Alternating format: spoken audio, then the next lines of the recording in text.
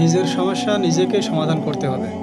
ধরুন আপনার সমস্যা আপনাকে সমাধান করতে হবে, অন্য কোনো মানুষ কিন্তু এই সমাধান করে দেবে না, বরং আরও ঝামেলা বাড়াবে।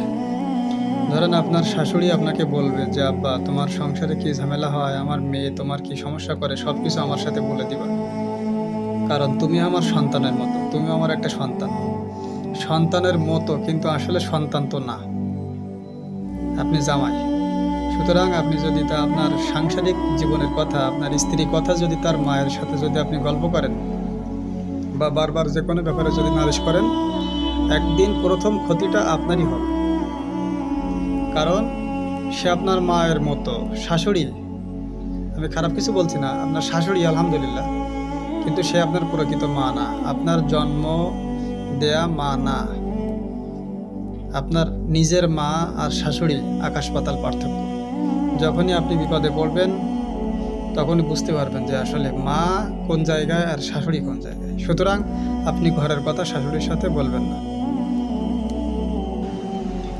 একইভাবে কোনো স্ত্রী তার স্বামীর বিরুদ্ধে তার শাশুড়ির সাথে সমালোচনা করতে পারবে না, তার বিরুদ্ধে নালিশ করতে পারবে না, কোনো খারাপ কথা তার মায়ের সাথে বলতে পারবে না। অর্থাৎ স্ত্রী তার স্বামীর মা, স্ত্রীর হয় শাশুড়ি, স্ত্রীর স্বামীর মায়ের সাথে অর্থাৎ তার শাশুড়ির সাথে মনের কথা বলবে না, স্বামীর বিরুদ্ধে কোনো নালিশ করবে না, ছেলের নামে আজে বাজে কথাবার্তা বলবে না। বললে কি হবে, আপনি যতই সত্য কথা বলেন না কেন, আপনার শাশুড়ি আপনাকে বলবে যে কোনো সমস্যা নেই মা, তুমি আমার সাথে বলো, আমার ছেলে কোনো অপরাধ করলে আমি তার শাস্তি দেবো, তার একটা ব্যবস্থা করব। কিন্তু আসলে বাস্তব কথা হলো সে কোনোদিন আপনার বিচার করতে পারবে না, সে কোনোদিন আপনার উপকার করতে পারবে না। তবে সবাই না, কিছু ভালো মা আছে, সে জানে যে আমার ছেলেটা খারাপ, দুষ্টু, যে কারণে সে একটা সমাধান করে দিতে পারে। তাই বলে আপনি চেষ্টা করবেন আপনার সমস্যা আপনি সমাধান করতে, দ্বিতীয় কোনো মানুষ ঘরের সমস্যা সমাধান করতে পারে না, করতে গেলে ঝামেলা হয়।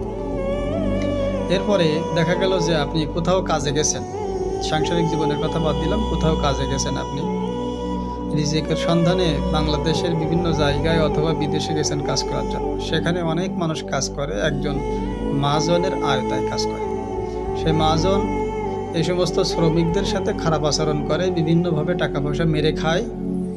তো দেখা গেল যে আপনি আপনার পাশের বন্ধু, যার সাথে আপনার ভালো সম্পর্ক হয়ে গেছে হঠাৎ, কিন্তু ওই বন্ধু আপনার অনেক আগে থেকেই ওই মহাজনের আয়তায় কাজ করে, ওই মহাজনের অধীনে কাজ করে।